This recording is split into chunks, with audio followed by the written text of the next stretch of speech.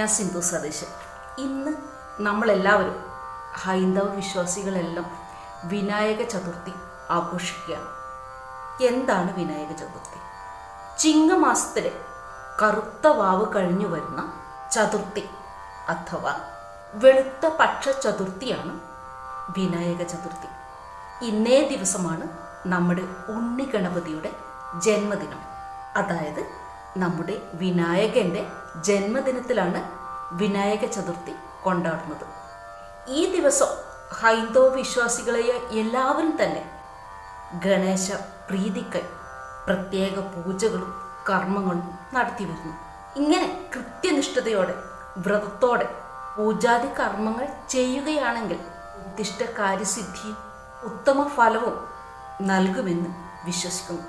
ഭാരതത്തിൽ മഹാരാഷ്ട്രയിലാണ് ഒരു സാമൂഹ്യമായ ദേശീയമായ ആഘോഷമായിട്ട് വിനായക ചതുർത്ഥി കൊണ്ടാടുന്നത്. എന്നാൽ ഇന്ന് മഹാരാഷ്ട്രയിൽ മാത്രമല്ല, ഭാരതത്തിലെമ്പാടും ഹൈന്ദവ വിശ്വാസികൾ വിനായക ചതുർത്ഥി ആഘോഷിക്കുന്നു, അത്യാർഭാടപൂർവ്വം ആഘോഷിക്കുന്നു. കളിമണ്ണിൽ നിർമ്മിച്ച അതികായ ഗണേശ വിഗ്രഹം നഗരപ്രാന്തങ്ങളിലും പൊതുവേദികളിലും പ്രതിഷ്ഠിച്ചതിന് ശേഷം പ്രത്യേക പൂജാതി കർമ്മങ്ങൾ ചെയ്യുകയും അതിനുശേഷം വിനായകനെ ജയ് വിളിച്ചുകൊണ്ട് പുഴയിലോ നദിയിലോ കടലിലോ ജലനിമജ്ജനം ചെയ്യുന്നു. ഇതോടുകൂടി വിനായക ചതുർത്ഥിയുടെ അവസാനമാണ്. നമ്മൾ ഭാരതീയർ, ഹൈന്ദവ വിശ്വാസികൾ നമ്മുടെ ഏതൊരു നല്ല കാര്യം ചെയ്യാൻ തുടങ്ങുമ്പോഴും അല്ലെങ്കിൽ ആരംഭിക്കുമ്പോഴും ഹിന്ദു ആചാരപ്രകാരം വിഘ്ന നിവാരണത്തിനായി ഗണപതി ഹോമം ചെയ്തു വരുന്നു. അതുപോലെ തന്നെ ഗണേശ ജന്മദിനമായ ഈ ചതുർത്ഥി ദിനത്തിൽ ഗണേശ ചതുർത്ഥി പൂജ നടത്തുന്നത് വിദ്യാ തടസ്സം, സന്താന തടസ്സം, ഗൃഹ നിർമ്മാണ തടസ്സം എന്നിവ ഒഴിവാക്കാൻ നല്ലതാണ്. വിനായക ചതുർത്ഥി ദിവസം ഗണപതി ഭഗവാന്റെ 1008 ഭാവങ്ങളെ വ്രതശുദ്ധിയോടെ പാരായണം ചെയ്യുന്നത് വളരെയേറെ നല്ലതാണ്. അതായത് ഗണപതി ഭഗവാന് പ്രാധാന്യം നൽകി ചെയ്യുന്ന എല്ലാ പൂജകൾക്കും അതിൻ്റെതായ ഫലം സിദ്ധിക്കുന്നതാണ്. വിനായക ചതുർത്ഥി ദിവസം ഗണപതി ഭഗവാന് പ്രധാനമായും മൂക്കുറ്റി, കറുക എന്നിവ കൊണ്ട് മാല, അർച്ചന, മോദക നിവേദ്യം, ഗണപതി ഹോമം എന്നിവ ചെയ്യുന്നത് ഐശ്വര്യം വർദ്ധിപ്പിക്കുകയുള്ളൂ. ഭവനങ്ങളിൽ മോദകം ഉണ്ടാക്കുകയും ഭക്ഷണപ്രിയനായ ഗണേശനെ ധ്യാനിച്ചുകൊണ്ട് അടുപ്പിൽ സമർപ്പിക്കുകയും അതിനുശേഷം കുടുംബത്തിലുള്ള എല്ലാവരും ചേർന്ന് ഒന്നിച്ച് കഴിക്കുകയാണെങ്കിൽ ആ കുടുംബത്തിന് ഐശ്വര്യമുണ്ടാകും. കൂടാതെ കേതുർദാശദോഷം അനുഭവിക്കുന്നവർ ദോഷപരിഹാരത്തിനായി വിനായക ചതുർത്ഥി ദിവസം ഗണപതി ഹോമമോ ഗണപതി പൂജയോ ചെയ്യുന്നത് ദോഷപരിഹാരമുണ്ടാകും. വിനായക ചതുർത്ഥിയുടെ തലേ ദിവസം തന്നെ ഗണേശ പ്രീതിക്കായി വ്രതം നോക്കണം.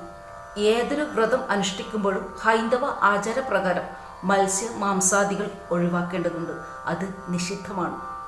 അതേ ആചാരം തന്നെയാണ് വിനായക ചതുർത്ഥി ദിനത്തോടനുബന്ധിച്ച് വ്രതം അനുഷ്ഠിക്കുമ്പോഴും നോക്കേണ്ടത്. അരി ആഹാരം, അതായത് ഊണ് ഒരിക്കലാക്കണം. എണ്ണ തേച്ച് കുളിക്കാനോ പകലുറങ്ങാനോ പാടുള്ളതല്ല വിനായക ചതുർത്ഥി വ്രതം അനുഷ്ഠിക്കുമ്പോൾ.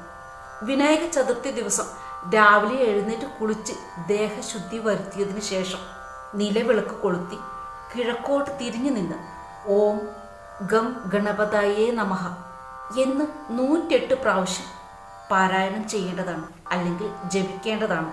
ഇനി അഥവാ 108 പ്രാവശ്യം ചൊല്ലാൻ ജപിക്കാൻ സാധിക്കുകയില്ലെങ്കിൽ കുറഞ്ഞ പക്ഷം 9 തവണയെങ്കിലും ചൊല്ലേണ്ടതുണ്ട്. പിറ്റേന്ന് തുളസി തീർത്ഥമോ അമ്പലത്തിലെ പുണ്യാഹമോ കഴിച്ച് വിനായക ചതുർത്ഥി വ്രതം അവസാനിപ്പിക്കാവുന്നതാണ്. വിനായക ചതുർത്ഥിക്ക് ഒരു ഐതിഹ്യമുണ്ട്. പൊതുവെ വിനായക ചതുർത്ഥി ദിനത്തിൽ ചന്ദ്രനെ നോക്കാൻ പാടില്ല, അല്ലെങ്കിൽ ചന്ദ്രനെ ദർശിക്കാൻ പാടില്ല എന്ന് ഹൈന്ദവ വിശ്വാസികൾ വിശ്വസിക്കുന്നു.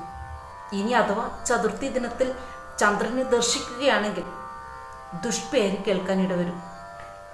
ഇങ്ങനെ ഹൈന്ദവർ വിശ്വസിക്കാൻ ഒരു കാരണമുണ്ട്, ഒരു ഐതിഹ്യമുണ്ട്. ഒരിക്കൽ ഗണപതി ഭഗവാൻ തൻ്റെ പിറന്നാൾ ദിനത്തിൽ വയറു നിറയെ ഭക്ഷണം കഴിച്ച് എഴുന്നേൽക്കാൻ ശ്രമിച്ചപ്പോൾ കുട്ടി ഗണപതി അടിതെറ്റി വീണുപോയി. ഇത് കണ്ട ചന്ദ്രഭഗവാൻ തന്നെ മറന്ന് ഗണപതി ഭഗവാനെ പരിഹസിച്ചുകൊണ്ട് ആർത്ത് ചിരിച്ചു. ഇതിൽ കോപിഷ്ഠനായ ഗണപതി ഭഗവാൻ ഇന്നേ ദിവസം നിന്നെ ആരും ദർശിക്കാൻ പാടില്ല എന്നും അഥവാ ആരെങ്കിലും നിന്നെ ദർശിച്ചാൽ അവർക്ക് ദുഷ്പേരുണ്ടാകുമെന്നും ചന്ദ്രനെ ഉഗ്രമായി ശപിച്ചു. ചന്ദ്രഭഗവാന് കിട്ടിയ ഈ ശാപം കൊണ്ടാണത്രേ ചതുർത്ഥി ദിനത്തിൽ, വിനായക ചതുർത്ഥി ദിനത്തിൽ ആരും ചന്ദ്രനെ നോക്കാതിരിക്കുന്നത്. അഥവാ അബദ്ധത്തിൽ ചന്ദ്രഭഗവാനെ നോക്കുകയാണെങ്കിൽ മാനഹാനി ഉണ്ടാകുമത്രേ. ഇതാണ് ഐതിഹ്യം.